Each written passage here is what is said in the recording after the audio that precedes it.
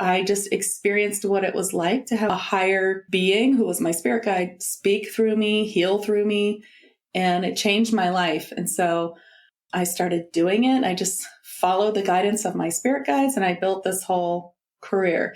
And now I teach other people how to do it. I took that class and I built it out to where I thought it was more effective.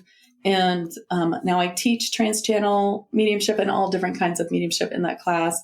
And I teach Reiki, I teach light language, I teach liquid Reiki sound healing. I teach basically everything I do, I teach. I'm not holding it to myself. I want to spread it to the world. I want people to, take everything that they can learn, that they need to learn, that they want to learn, put it together and find how they can use it and how it can help them. I'm Dr. Williams, and this is my podcast. I have 2 graduate degrees in psychology, am a licensed mental health counselor, and an expert in the area of spirituality. I am devoted to living my best life and am sharing it with all of you. I'm bringing my expertise, education, and life experiences to you through this podcast.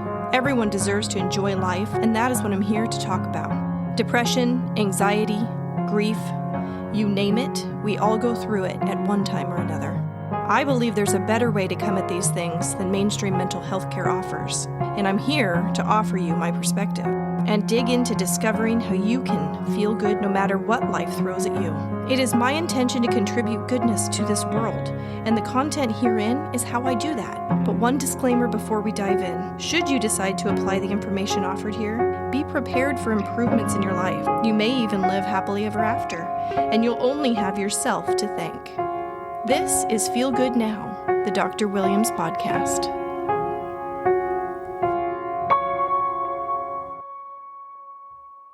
I'm here today with Rachel Chamness, and Rachel just did a reading for me.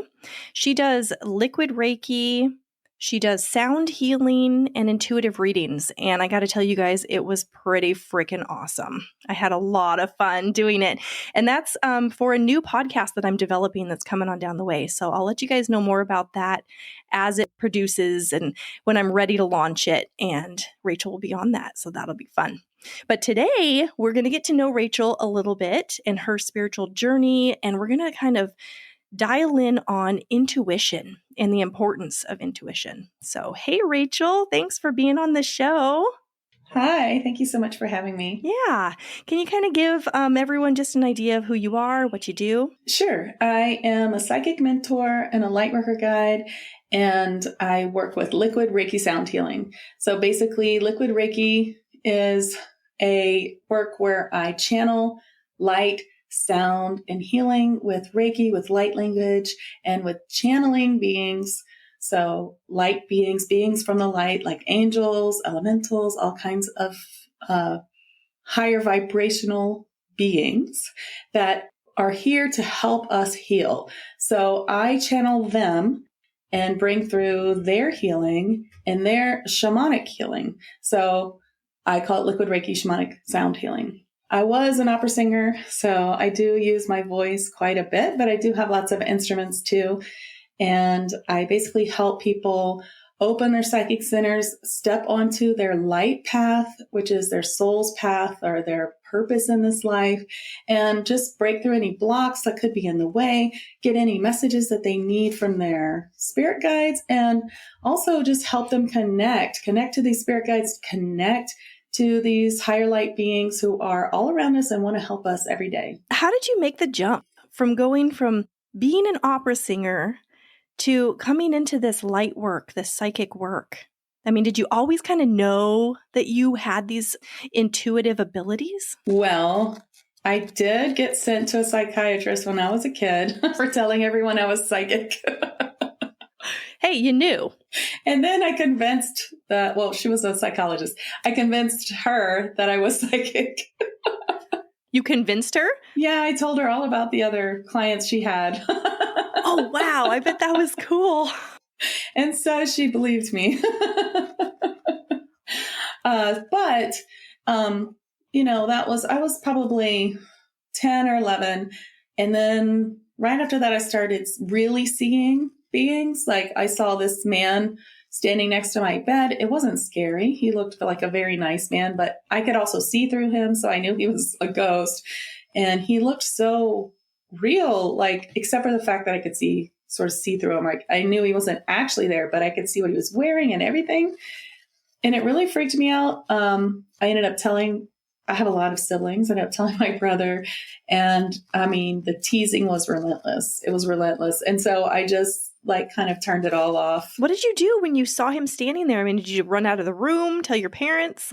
I was just in shock. Like, what? It was pretty fast. And either I ran out the room or he disappeared. I don't remember. I just felt like that was really weird. So, well, your siblings were teasing you and telling you were. So I can understand that. Yeah. And I mean, I definitely wasn't the most popular kid. Like, I said really weird things. And I, then I ended up being an opera singer, which is also sort of weird. So I turned it off. I turned it almost all the way off except for my claircognizance, because claircognizance is, easily written off as intuition or something that you feel. And you get really, you get really pounded with it if you don't listen to your intuition. It kind of trains you to listen. So I always knew that I had all this really good feelings, that I should trust that it was real. And I was always very, very interested in psychics and spiritual work. And during my career as an opera singer, it really wasn't as great as I wanted it to be. And I did get a lot of feedback of how great it should be, how, I have a world-class voice. Feedback from who? From professionals, agents, people who ran opera companies and people in the know, conductors, things like that. And so I did have a few really big gigs, but not enough of them to sustain a decent salary, basically. So it was difficult. And I was always working with my blocks. What is my block? What is keeping me from being famous or more worldwide? What is keeping me from making money at this business? What is wrong with me? Where's the thing I need to fix? And let's fix it. So I did a lot of spiritual training and work. So you really started focusing on yourself, and you were discovering your own blocks, and then you started figuring out how to clear those. Well, here's the thing. I worked on them for a long time, but things did not improve. And I improved in small bits, but not in big. And finally, I figured out that that's because I was on the wrong path. Mm. So, it was still the right path. Of course. It's perfectly fine to spend most of my life doing the wrong thing, because it taught me all kinds of things and helped me. Without all that, I wouldn't be where I am now. Well, it gave you something to analyze to figure out which path you were supposed to be on. Right. And it taught me a lot of things that I use every day. Basically, when you're an opera singer, it is impossible to do it perfectly. And you really have to get comfortable with failure or messing up or it not being perfect. And you have to get comfortable with talking like I'm doing now in front of people. I am very prolific in my work. I have probably 1,000 videos. I use them. I have tons on YouTube. I have a lot in my membership group, and I don't worry about it being perfect. So many people throw out their videos because they're not perfect, but I think all that training of being an opera singer taught me that it will never be perfect. And as long as some parts are great, people will forgive the parts that aren't perfect. Well, and I think that people kind of pick up on that authenticity. They know that you're just being the way you're being, and you're not editing it out every little piece of trying to suffice or make them like you more. Right. People feel that. I think so too. So when you're being authentic, that resonates with people. Yeah. Being too perfect doesn't really sit well with anyone. Right. It's true. Yeah. If you how can a perfect person help you if you don't view yourself as perfect? And who does view themselves as perfect, Nobody. I don't know anybody. Right. So anyway, what happened then was my career became really stalled. And then I decided to stop putting off having a baby because I was 38. So I had a baby at 39. And then because of finances, we moved out of New York. We went back to my hometown, which is Baton Rouge.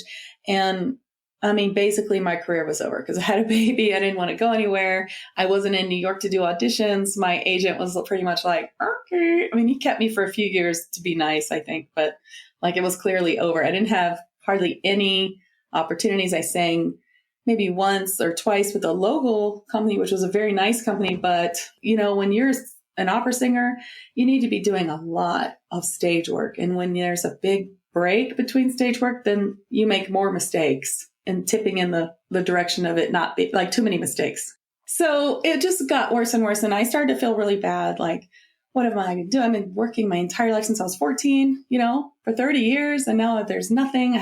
What am I going to do with myself? I really felt strongly that my voice was here for me to heal people while I was on stage. So I had part of it right. But I didn't realize that I was supposed to purposely be healing with my voice, knowing what I'm doing and not just, singing, having fun, and then it kind of having the effect of also healing people, unbeknownst to me, just having fun on stage. So try to make it faster. I ended up having this session with a medium, and then ended up having 2 more. She was amazing. She was bringing through people who had passed who were dear to me. And the third time, she brought through my Uncle Richard, which I thought was just nuts. I was like, Uncle Rich? Wait, is that Uncle Richard? What does he want to say to me? Hey, and he was like, this is what you're supposed to be doing. And I thought that was nuts. I was like, what? She's talking to dead people. That's impossible. How could I possibly do that? And she was like, yeah. Your Uncle Richard, so he told you were supposed to be doing healing with your voice? Mm-hmm. Through a medium after he died, yes.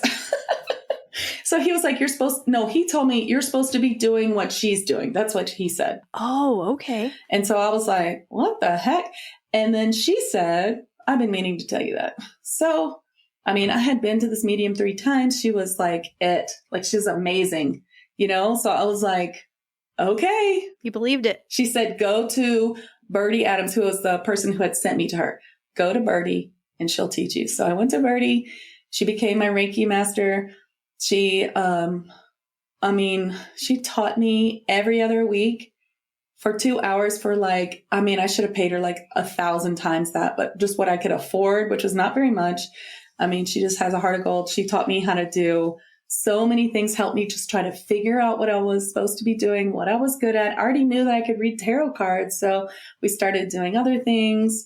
And one day she had this class for trans-channel mediumship that someone else taught. I took it and I just experienced what it was like to have a higher being who was my spirit guide speak through me, heal through me, and it changed my life. And so I started doing it. I just followed the guidance of my spirit guides and I built this whole career. And now I teach other people how to do it. I took that class and I built it out to where I thought it was more effective. And now I teach trans-channel mediumship and all different kinds of mediumship in that class. And I teach Reiki, I teach light language, I teach liquid Reiki sound healing. I teach basically everything I do, I teach. I'm not holding it to myself. I want to spread it to the world. I want people to, take everything that they can learn, that they need to learn, that they want to learn, put it together and find how they can use it and how it can help them. So you said when you were a kid, you kind of turned it off because you were getting teased. Did this feel like you were turning it back on, or was it more like a gradual? So that's interesting. What happened was I got this client pretty much in the beginning, and she said, I went through something really traumatic and I turned off all my clairs. Can you turn them back on? And I was like, oh, can I? Let me try. This is how I started everything. I was like, I don't know. Can I do that? I'm like, can I do that? And my spirit guides would be like, yes, this is how you do it. And I'm like, okay. So I made this meditation where I called it the 8 clairs, where she would clear and open up her 8 psychic clairs, which is a regular 7 in this meditation I made, plus the soul star chakra, which is a 5th dimensional chakra, a higher dimensional chakra. So it worked. And I was like, whoa, I've got to make this for everyone. So then I made another one and I made it and I gave it to my membership. This is when I first opened my membership. And when I first started, it was called Woo Woo 101. So it was like a introduction. So all of those recordings of videos and everything are now like a beginner's course, and is also included in my monthly membership. But so I taught them everything I knew from angels to elementals to here's all the things. So it worked. It worked for them and it worked for me. So then I had spent all this time thinking I wasn't clairvoyant because I had forgotten about that. It didn't occur to me till later. So I was like, I'm not clairvoyant, but I have these other clairs. And then suddenly I had everything. I can see, hear, I can smell, taste, like weird clairs that you don't know what to do with, and then I learned how to help people open up even more clairs, or fifth dimensional clairs or other clairs. So that's part of the training that's in my monthly programs, so things like that open your clairs or help connect you to beings. And it's called TAG. So it's Transformation and Ascension Group. Okay. So you mentioned that even though you turned that off when you were a kid, you still maintained your intuition. And I did. I feel like that's something that everybody listening can relate to. We all have certain degrees of intuition. So I'm wondering if you can speak to that. Like, yes. Is it a continuum? Is this something that we can push and expand our intuition? I mean, just speak to that. Right. So everybody has all of the clairs. Many of us turned them off when we were children because either from trauma or because we just were told that we were making it up, basically. So there's been just so many generations of kids are making it up. What big imaginations you have, all that stuff where we just say, okay, I guess there really aren't unicorns, it's not real. So we just turn it off. But kids know where it's at. Yeah. I mean, you hear all these kids talking about their past lives and things like that. My older son talks about his. Yep. Yeah. My kid used to tell me all kinds of stuff. Yep. Because they come in knowing, and then we train them out of it, is what happens with kids. Exactly. Yes. So everybody has it. Now, I didn't turn off my claircognizance because of that. It just seemed normal, or it just bit me too badly if I didn't listen. So I kept that one. And then I opened the rest up. I think I had some clairaudience, but now I'd say they're really open, and anybody can open them. The way that I teach, the easiest way to start opening your clairs is to trust them. So in my mediumship classes, I feel like trust is the hardest thing for people to really get over. We always feel like we're making it up. And I'm going to be honest, I've been doing this for years. I do it every day. I have hundreds of clients, or more than hundreds, maybe 1,000 clients in the past 5 years. I don't know. But I really sometimes feel like, am I making this up? Yeah. You second guess yourself. Yeah, because it feels crazy. You get this information and you're like, I don't know. But the only way to know is to get feedback. That's why mediums love feedback. So if you want to open your clairs, you can start very simply by saying things like, hey, spirit guides, if you're out there, help me out. Show me a sign. I'd like to know if you're there. Show me a sign. And then you'll get that sign. And whatever it is, if it's 1111, or if it's a certain kind of bird, or you've seen, something you've seen, then that's the sign. Or maybe it's they touch you. Maybe you feel like a caress on your cheek or a tap on your shoulder. And then you'll know that's your spirit guides. So another thing you could do is build this map between you and your spirit guides. Like, okay, if I see a dove, that means peace. If I see a cardinal, that means someone who's passed and is saying hello. If I see a butterfly, that means transformation. If I see a rabbit, that means multiplication or prosperity. So you define what the meaning is. Yeah, so you and I could have totally different ideas of what it means. It doesn't matter. You can think of it like this. Like you have a big blackboard and all of spirit can see it. And on this blackboard, you can write all the things. Like, I think that a butterfly is transformation. And then they are like, look at that blackboard and say, okay, send her a butterfly. Then she'll know that we're saying things are changing. Send her 10 of them. Wow. So you kind of get to form the way you communicate with your spirit guides. That's right. You're telling them, hey, I will understand it this way if you send it to me in this way. And so then they do. And then you're like, okay, there's something to this. Exactly. And that will help you believe it, because your spirit guides are going to just do crazy stuff. They're going to make you laugh, first of all, because you got a joy guide in there. He's going to make you laugh for sure. But when you ask for that sign, you're going to start seeing it everywhere. It's going to be ridiculous. You're going to be like, I could never see this many butterflies. This can't be just because I'm looking for them. This is crazy. Like, it's going to get where you have to believe. And then you just believe it and you believe it and you believe it, and then try more. I just want to jump in here real quick to tell you guys how you can get in contact with Rachel and work with her, because she has a lot of things that she offers. So if you go to her website, www.soundwavesheal.com, you can go ahead and explore all the different ways that you can learn from her and interact with her. If you're already a light worker, and that's kind of your field and your playground, she has this membership called the TAG membership, and that stands for Transformative and Ascension Group, and that is specifically designed for light workers.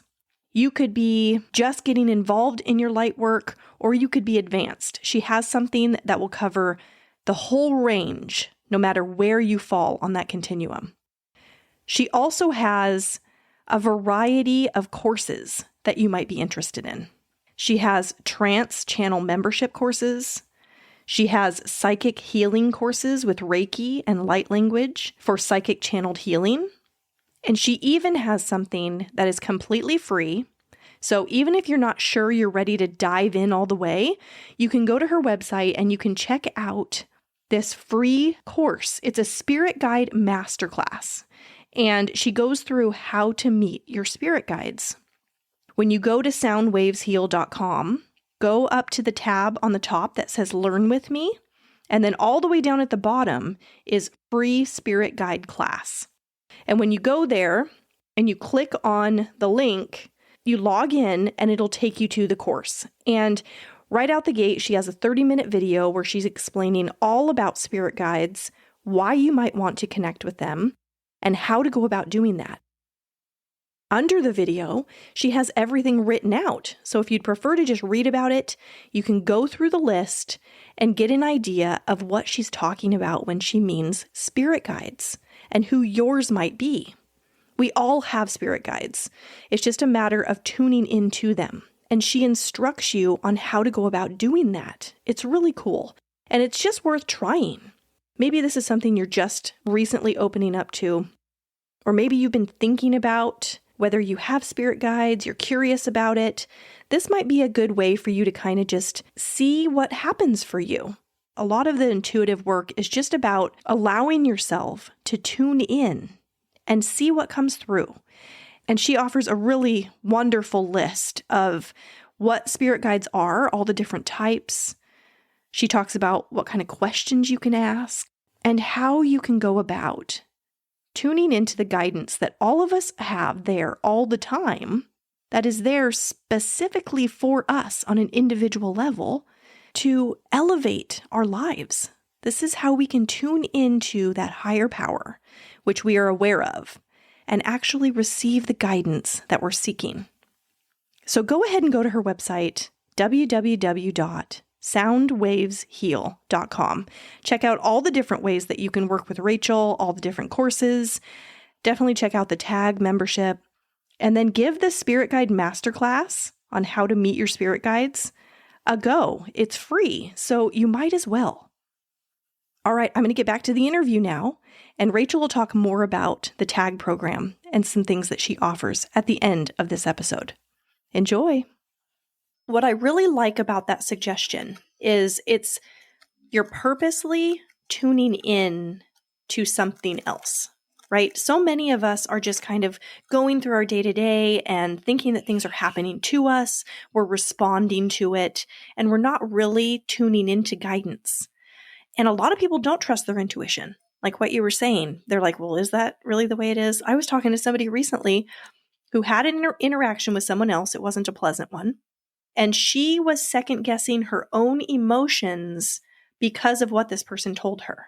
And I was like, wait a minute, you felt something. You're trusting her over yourself? Right. You know, that's powerful. Yeah. We have an inner guidance, and that's what intuition is. But a lot of us are not looking there for answers. I love what you said, because I talk about this a lot, because I went through most of my life as a total victim. Like, all these things are happening to me And, I guess one thing I did learn in that spiritual work was that everything happens for a reason. And to flip that, instead of saying, why is this happening to me? Or like to me, to say, why is this happening? What is it trying to show me? What am I supposed to learn from it so that I can get past it? It doesn't have to be like, now my life's run, this happened to me. But, let's find out what this is about so I can flip it around, Yeah. I mean, there is that victim mentality in a lot of people that want to blame other people for things that are happening. But when you do change it to that perspective, then life gets fun. Yeah. Because then you get to start directing it and it becomes your own. Yes, you have to take responsibility for those things. And that cannot feel good sometimes because you got to take responsibility for these bad things that are happening. But you also get to take the credit for the good things that you create. And then that's awesome. Nothing's better. I like how you put that. Well, I think everything does happen for a reason. There's this really interesting experiment you can do.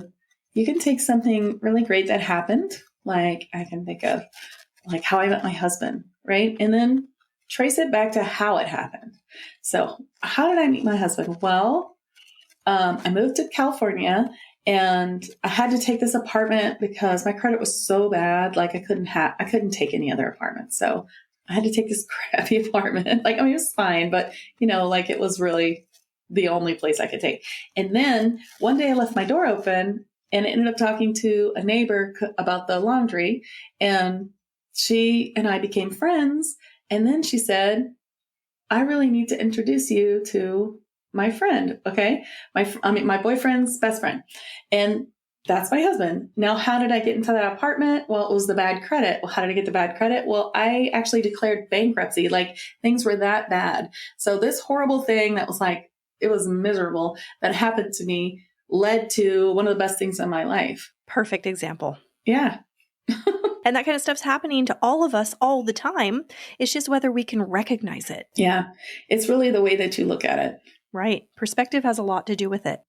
So what would you say to somebody, with this idea of intuition, how do you find that empowerment if you don't trust it? How do you just reach for that the first time? I think the easiest thing is show me a sign. I really think that most people can get behind that.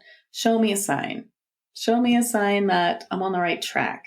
Even if it's as simple as repeating numbers in the time, like seeing 1111 or something like that. So I have some signs that mean different things, of course, like we're talking. But one of the signs that I see all the time is 144. So 144 is the number of it's like 144,000 light workers. It's like one of these numbers. I don't know if it's true or not, but that people say there's 144,000 light workers on Earth. So to me, it's the number of the light worker. And since I work with light workers and help light workers, I see it so often. It's just crazy. So whenever I see it, it's like a reminder, oh, I'm here to help light workers. Oh, I'm here to help light workers, I love that. I would say one thing I would want to add, if you're looking for a sign, try to choose something that you have no resistance, right? Something that only fills you with joy. I don't know if you're familiar with Abraham Hicks, but Yes. my listeners know a lot about it. I talk about Abraham a lot. And Abraham talks about butterflies, blue glass, and feathers, because that's something that Esther has no resistance with. Right. And so when she thinks about those things, they can come into her experience immediately. Right. So you don't want to make it like you get a winning lottery ticket. Right. Let's start small. But maybe you have like a favorite bird, like you were saying, or a favorite flower, or I don't know, your favorite song. I really think that making a map, like I was saying, if you can just take a few things to know what the meaning is. And what you can do too is like, show me a sign. Okay. So let's say you see a rose and something about it feels like a sign. Like it seems out of place, or you've seen two in the last few minutes, or you were thinking about a rose and then you saw a rose or something like that. Then you might go and look it up. What does red rose mean? Well, it probably means love. I'm not sure, but you might find 5 different links that say different things. So you just pick one and that will be it. Just say, I picked the right one. And then whatever it is, if you're like, oh, I like that, then you can be like, okay, from now on, when I see a red rose, it means love. And so now they're like, okay. I love that. I do that with numbers. Well, actually, I don't do that with numbers, but I should. Because what I do, I see repeating numbers all the time. I go and I look it up, right? I'm like Googling, like, oh, what does 444 mean? And then I just take that meaning on, which is okay too. You can do that too. If that's what you want to do. But you could also designate it for you. Yeah. So in preparation for this conversation, I looked up what intuition is, and I found this definition in Psychology Today, and I want to know what your opinion is. So it says, quote, intuition is a form of knowledge that appears in consciousness without obvious deliberation. It is not magical, but rather a faculty in which hunches are generated by the unconscious mind, rapidly sifting through past experience and cumulative knowledge, unquote. What do you think about that? You're laughing. It sounds like someone desperately trying to put a scientific definition on something they can't explain because it has to be explainable. Yeah, that was my feeling too. When it was talking about how you're trying to use it from past experience, I was like, really? Because my 6-year-old is really intuitive, but he hasn't been around that long. So what's he pulling from? So when my kid was 6, how did he know that we bought him a dump truck and it was in the closet? Because we never talked about it, and he asked us for it, and he had no past history of us putting a dump truck in the closet for, a future present. One day it was raining and he said, when are you going to give me that dump truck? When can I have my dump truck that you have for me, that present you have for me? And we were like, what? Yes. It's funny.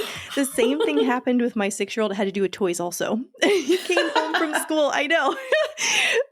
It seems to be an open way for them, toys, getting them in there. But he came home from school and he said, I heard you talking while I was at school today. Did you go and buy me a toy at the store? I heard you talking to Ian. That's his younger brother. And I was like, yeah, that really did happen. He heard you talking to Ian. He did. Telepathy. And of course I lit up like, oh my gosh, my son is psychic. I love it. That's so great.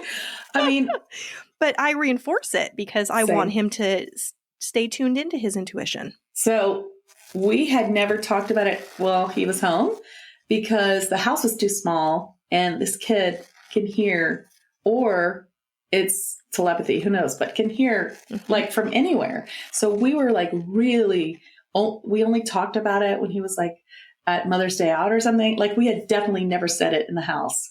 And so when he said that, we were like, what? Right? There's just a knowing. Yeah. Mm-hmm. Well, I want to give you a chance to tell everybody where they can find you. I know you mentioned you have YouTube. Yes. You have a website, and you also have a membership program. Can you tell everybody kind of where to find you and how they can get involved with that? Sure. You can find me at soundwavesheal.com, and you can also find me at SoundwavesHeal on social media, Instagram, Pinterest, and Facebook, and especially YouTube. You'll find that I give a lot of videos on all kinds of concepts for the beginner to the advanced lightworker. And my tag monthly program is like that too. We work from beginners to advanced. So it started off as a beginner's program and people became advanced so quickly that we just leave everything in the archives and you can just do the beginner stuff, catch up, and work on this month. So every month we connect with light beings. So beings of the light, of higher vibration. So we're talking about helpers. So you have spirit guides and helpers. These are like one of those. They could be a spirit guide too, but a type of helper, like a type of galactical being, a type of elemental like unicorns or special fairies or something like that, or goddesses or ascended masters or angels. And they help us with our path, what we're doing, where we're at in ascension. And we connect to them. I will connect you to them. We'll have meditation. All of this would be on your own time for a very inexpensive price. And you can watch the videos at your own pace. And so it's also a beautiful community. And I just can't even explain it enough. It's really fun and it's really enlightening. And then if people wanted to work directly with you one-on-one, they could reach out to you for a reading. And nobody has to have any previous knowledge about any of this, right? Right. They could just learn by working with you. That's right. So I help people in 3 ways. Either the membership, if they're an advanced light worker and they want to learn with me. I teach people everything that they need to know. Like if you want to become a light worker, if you just want to learn spiritual concepts, I have classes and programs and things like that. And then also I do sessions. So if a session is what you need some clearing, get past blocks, or just want advice or messages from your spirit guides or past loved ones or high light being helpers, then I also do sessions. Great. Okay. So I have been waiting for this moment. I really feel like maybe we need some sound here. Can we hear your voice? You're an opera singer. We want to hear it. Okay. Are you able to offer something that can heal widely to anybody listening? Yes, sure. I do that in TAG. We do these healings. I also have some of my students do it too during the week. We have these lives where we do group healings. So I can do one of those for everyone now. In fact, I can pick a card and do a healing. How does that sound? That sounds great. Because I also have my own deck. Wonderful. Which I love. It's called Elemental Magic and Manifestation. And it's with elemental beings, like fae beings and mystical beings, as spirit guides. Okay, so I'll pick a card for everyone who's watching now, and then I'll give you a liquid Reiki sound healing for it. So let's see what I get. Okay, so I got reevaluate. And this is Gimps' the garden gnome. It's probably backwards on your screen, but what a cute little guy. So gnomes can be in the garden. There's more than one type of gnome, but most of the gnomes, that's why we have garden gnomes, because they vibrate at a higher vibration. So of course you don't really see them, but they're there, like little spirit guides in your garden. So reevaluate. This card is about something that you have decided on recently that obviously you need to think about it again. So this is kind of a weird card for group. So I'm just kind of tuning in to see what I get. They're saying that maybe some of you have made a decision that you based not on your own self, but on how it would be better for other people. And so they're saying, be more true to yourself. Think about it again. There's a way that you can come to a better decision. You can change your mind. You can say, you know what?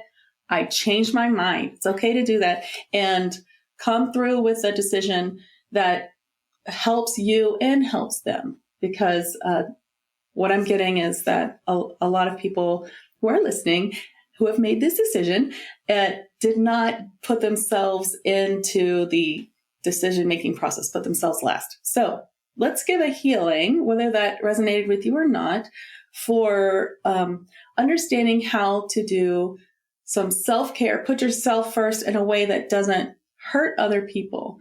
So a lot of times we put everyone first and then just put ourselves last. It's okay to put yourself up with everyone else, or even put yourself first, put that oxygen mask on yourself first sort of idea, Selfishness is a good thing, guys. Yeah. We have to take care of ourselves. If everyone just takes care of themselves, we're all good, right? Yeah. Okay, so here's a healing.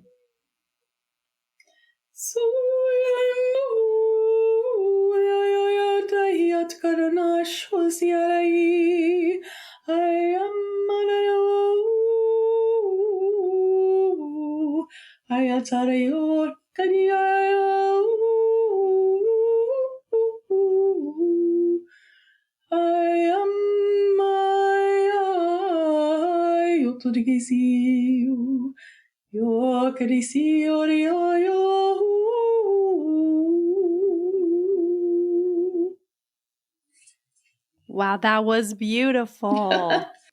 Thank you so much for being here and offering that to everybody. Of course. That's a gift for all of you guys. All right. Well, go ahead and reach out to Rachel, you guys. Get a reading. Get on the membership program. She has a lot to offer. And I got to tell you, we haven't even known each other that long, but I felt a connection with her and I've had so much fun. Thanks again for being on the show, Rachel. It was a blast. Thank you so much. It was really fun. Thank you. That concludes this episode, but if you don't want to wait for the next episode to come out, I have more for you at drwilliamspodcast.com. You can learn more about me and my journey to podcasting, find all the ways to connect with me on social media, and there's a button to subscribe so you're the first to know what's new and upcoming.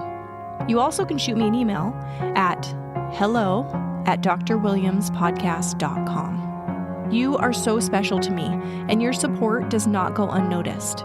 I want to support you too. This podcast is my outlet for growth, because when you teach something, you hold yourself accountable and apply the information in life. But the inspiration for these episodes comes in a variety of ways, and one of those is through you. I want you to feel like this is your show too. So send me a message and let me know which episode is your favorite and why. And tell me if there's a topic you'd want to hear me talk about. Your feedback applies to so many people, and your suggestion could change someone's life for the better. The best way to do this is by subscribing to the show and leaving a review through your favorite podcast platform. I really listen to you guys, and this dialogue feeds my soul. You say that you're a fan of me, but truth be told, I am a fan of yours. Everything is working out for each of us, and we're all in this together.